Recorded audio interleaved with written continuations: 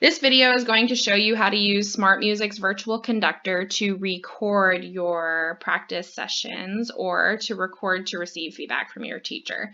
So we're going to go ahead and scroll down and select the piece that we're playing for today, which would be bursts. We're going to select our instrument and click the link, which will open in a new tab. Once the music loads, we're going to go ahead and get set up. So you want to make sure you have everything that you need, including your instrument, and that you are ready to go.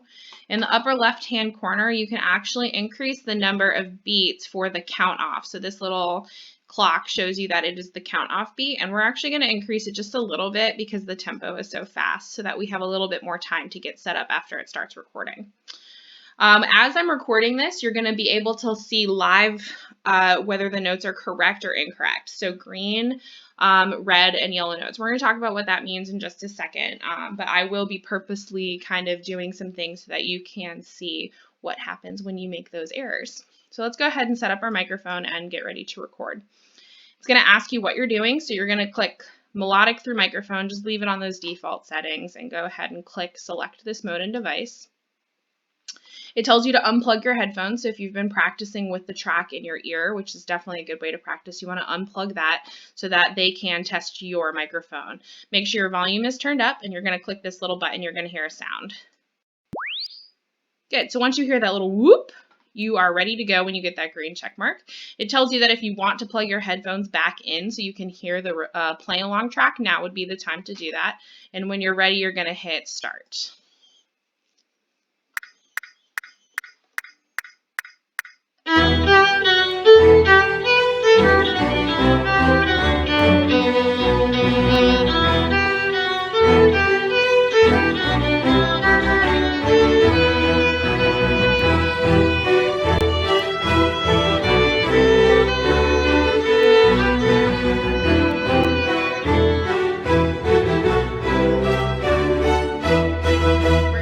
Stop the recording right there. Okay, so let's go back and see what it tells me about the recording that I just did.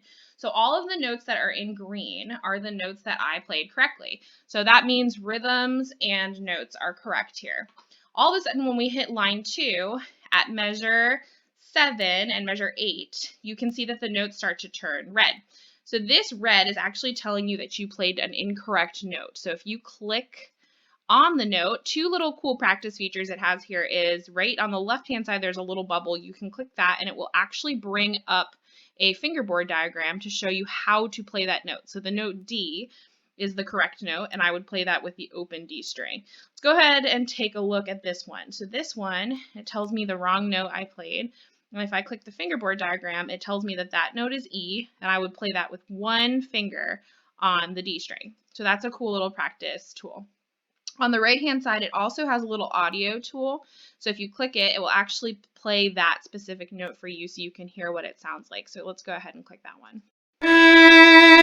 So as you're practicing, you can take a second to try to set up your fingerboard diagram and use that, and then play the pitch to make sure that it's correct.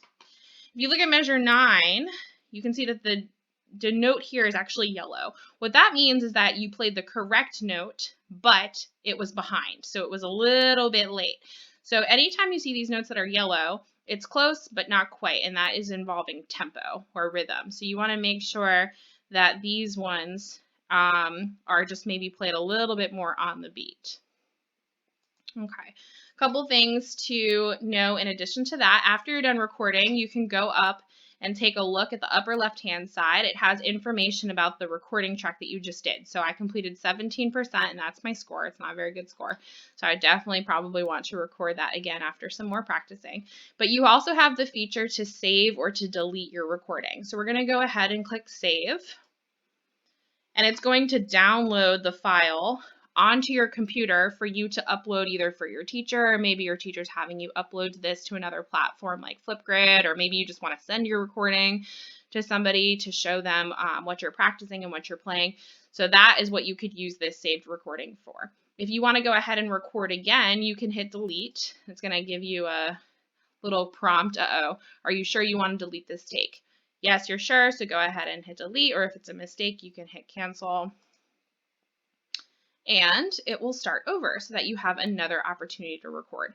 A couple of other cool settings. If you wanted to, so last time I started to have problems around measure 9. So if I wanted to start my recording at measure 9, I'm going to go ahead and select that measure and make sure that right now it's going to start on beat 3. So I want to make sure that I move that to the first note of measure 9. Again, if you want to give yourself a little bit more time, you're going to adjust that count off. So I'm going to go ahead and give myself 2 measures or 8 beats to record. And then if you hit record again, let's make sure.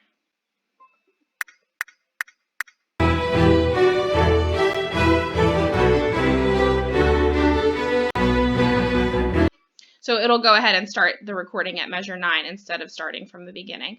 So hopefully those are a couple of cool hints to help you with that free version. If you do have an account, there are a couple of extra features where you can slow that tempo down. There's a little bit of a tuning log and a lot of other things that you can play with, practicing with loops, etc., with the actual SmartMusic account.